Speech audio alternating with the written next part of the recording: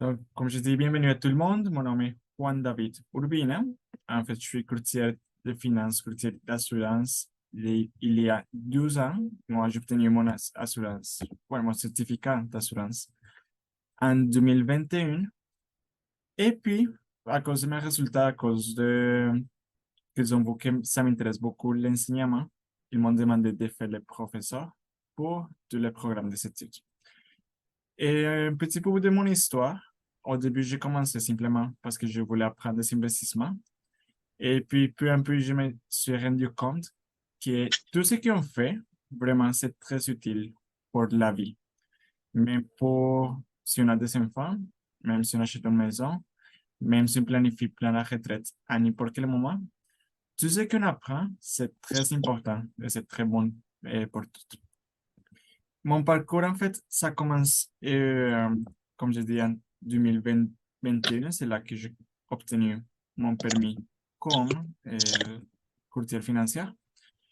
Et tout l'espace d'expérience de ce qu'on fait ici, c'est l'assurance, qui est l'assurance vie, assurance maladie, assurance invalidité, assurance voyage, et les investissements, les comme CELI, les comme REER, les comme non enregistrés, les comptes réels. Les hypothèques, on fait en fait des références en BMO à la Banque de Montréal, que c'est la première banque du Canada, et à Finevo aussi, ce sont des courtiers d'hypothèques. On fait les régimes de retraite et vous êtes pour épargner les études postsecondaires et les protections. Une chose qu'il faut connaître, c'est que le secteur des finances est un secteur très strict. Tout ce qu'on fait, et le, le gouvernement pour vérifier tout ce qu'on fait. Et c'est pour ça que chaque gouvernement, chaque province a une entité pour vérifier les finances. Ici au Québec, on travaille avec l'autorité du marché financier. En Alberta, il travaille avec l'Alberta Insurance Council. En Ontario, il travaille avec FISRA, Financial Securities Regulations Office pour le fiscal. Mais moi, personnellement, je travaille déjà dans les trois provinces, Québec, Alberta et Ontario. Et je vous dis que oui, on trouve des gens partout et oui, on peut faire des business. Mais pour qu'on puisse obtenir une commission, il faut être certifié dans la province où notre client habite. Donc, si notre client habite ici à Québec, ça c'est ce qu'on va faire au début, c'est ce qu'on va faire en premier. Je vous rappelle que le business de l'entreprise n'est pas simplement faire les cours et réussir les examens, c'est aussi faire des rencontres avec les clients. Quand on fait des rencontres avec les clients, c'est là qu'on apprend ce que nous faisons vraiment, c'est là qu'on apprend l'éthique de la profession, c'est là qu'on peut commencer à aider notre propre famille et même gagner les bonus.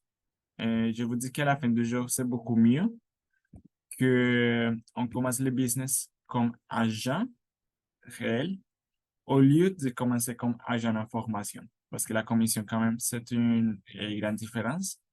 Et c'est mieux commencer comme agent à 36% de commission.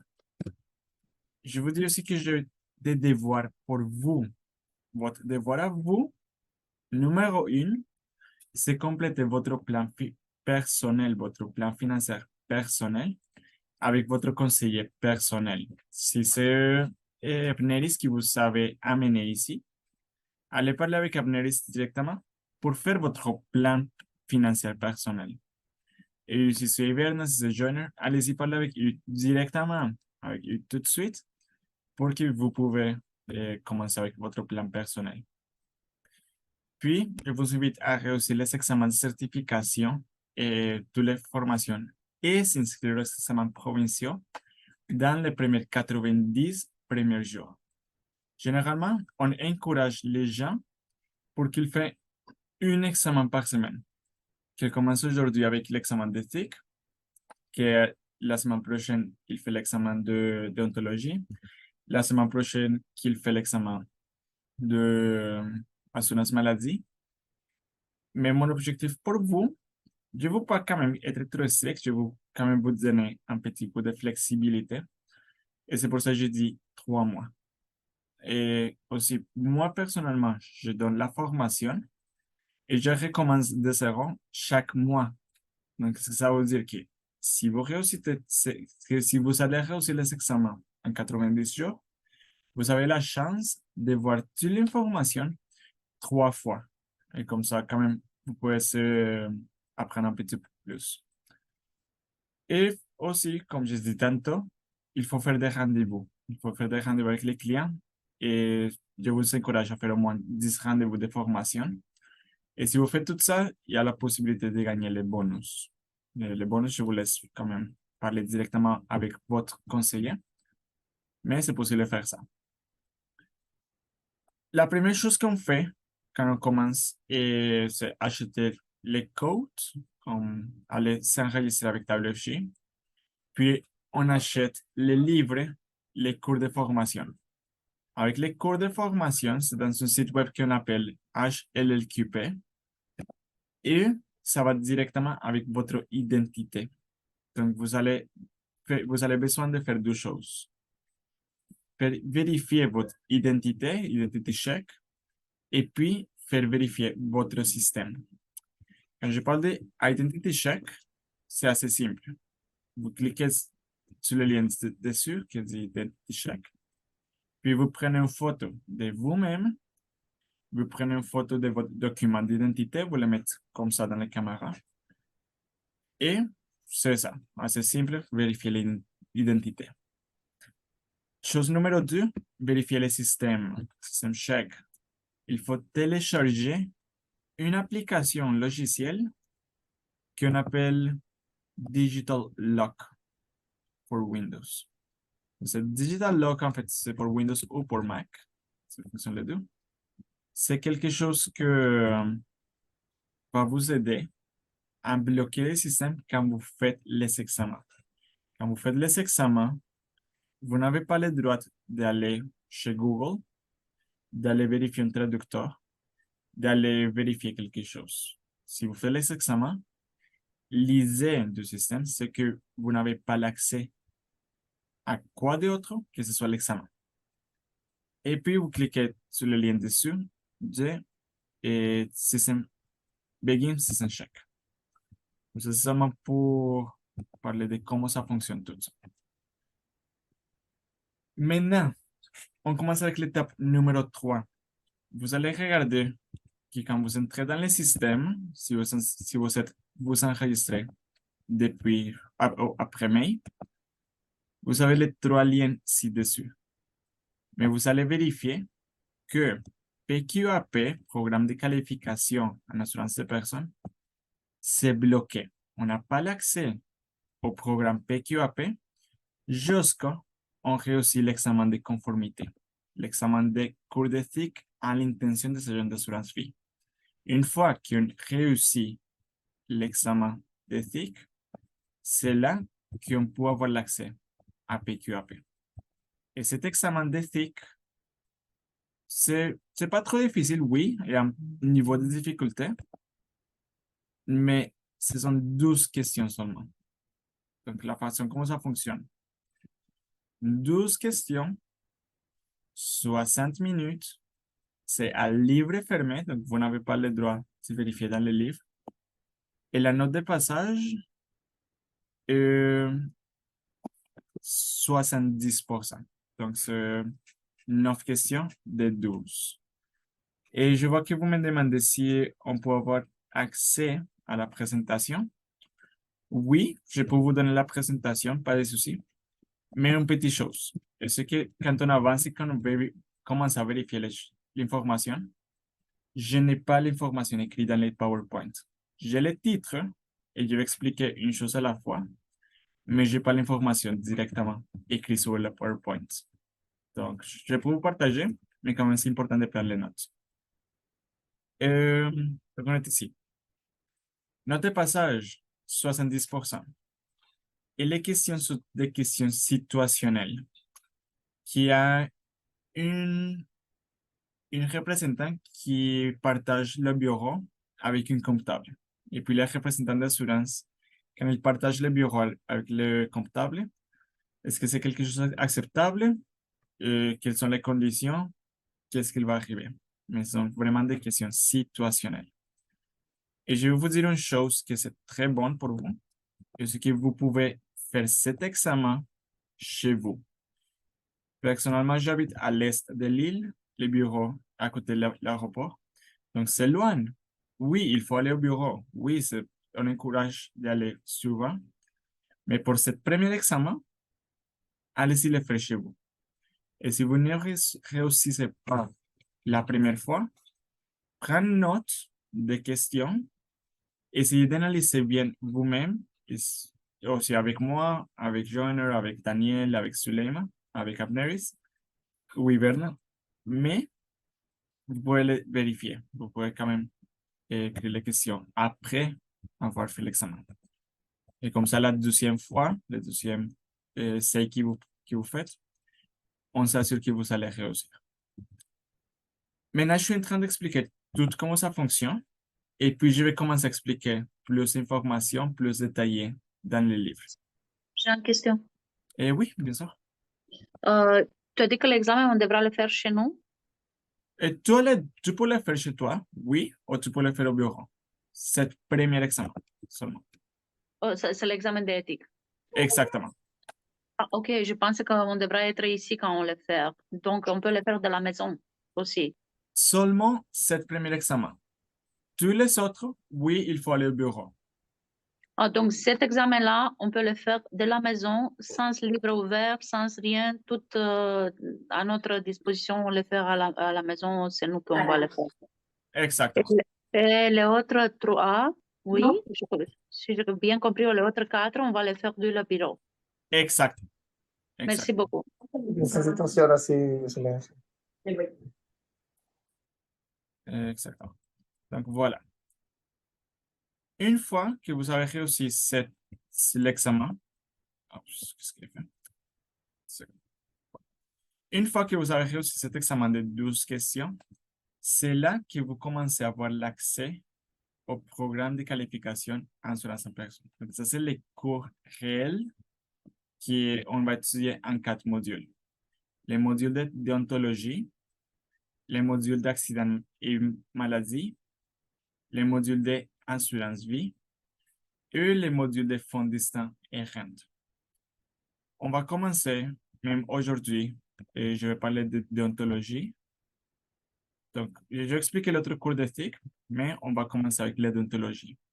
Ce sont 20 questions, 4 chapitres et 10 heures d'études.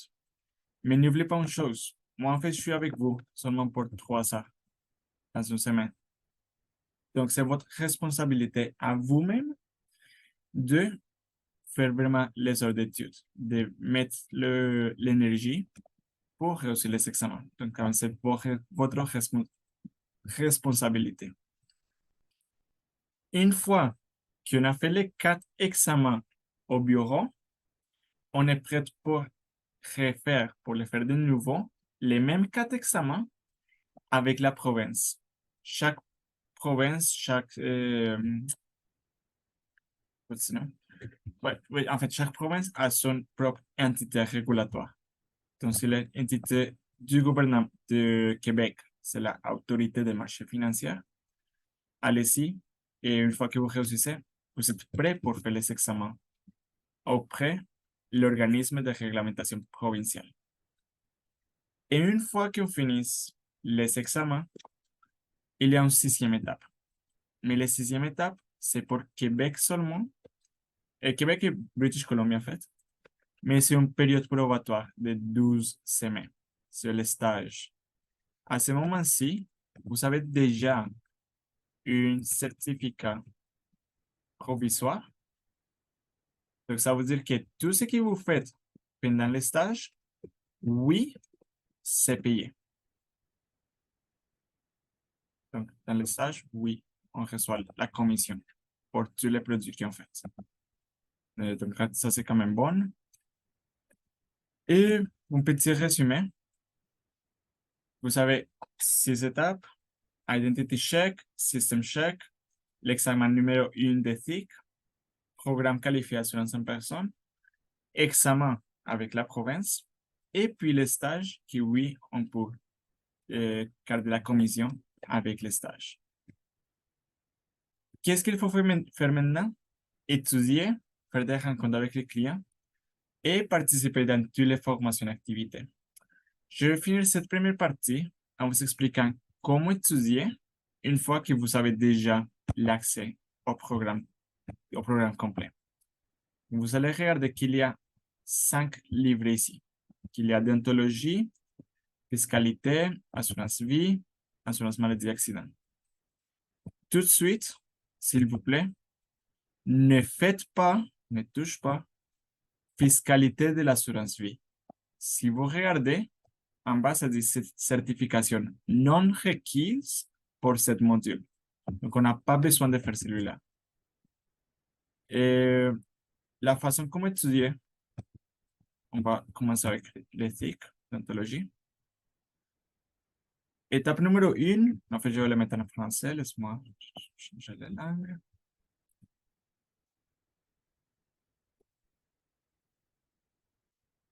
Donne-moi une petite minute, Diana, et puis je te laisse faire la question.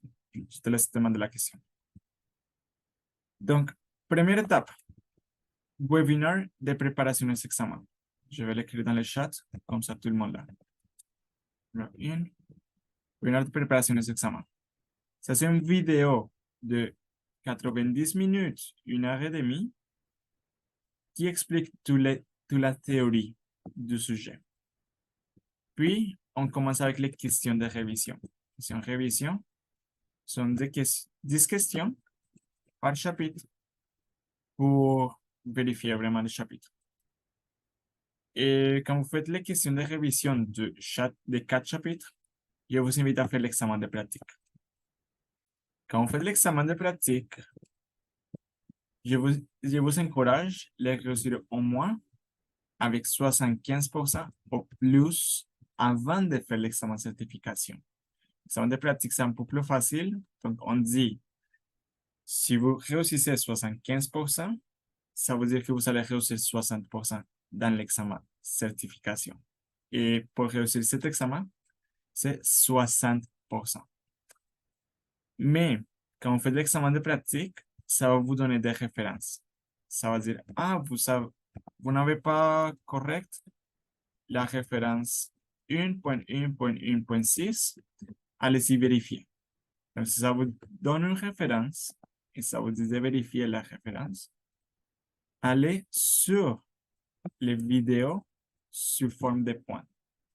Si on clique là-dedans, vous allez trouver que ce sont des vidéos courtes, 3 minutes, 4 minutes, 2 minutes, 4 minutes. Mais vous avez la référence directement. Donc, oui, faites ça après avoir fait l'examen de pratique et vérifiez seulement les points spécifiques avec lesquels vous avez les problèmes. Donc, c'est comme pour renforcer le sujet. Et si vous voulez renforcer aussi, vidéo sous forme de points, numéro 4, et numéro 5, carte éclair. Et aussi, numéro 6, ça n'existait pas pour tous les modules, mais c'est la place en maths. Place mathématique, c'est vraiment ce qui m'a fait réussir les examens. Et après tout ça, oui, on est prêt pour l'examen de certification. Sans certification, 60% note de passage à livre ouvert. Donc, pendant ces examens-ci, oui, vous avez le droit de vérifier les livres PDF. Donc, avec ça, je vous invite à commencer vos études et on se voit dans les cours bootcamp. Et comme vous le savez, on fait mardi et principalement jeudi et dimanche. Et ça, on fait aléatoirement jeudi et dimanche. Et mon nom est Juan. Et souscrivez-vous et faites un like à cette YouTube. Bye bye. Juan, de question.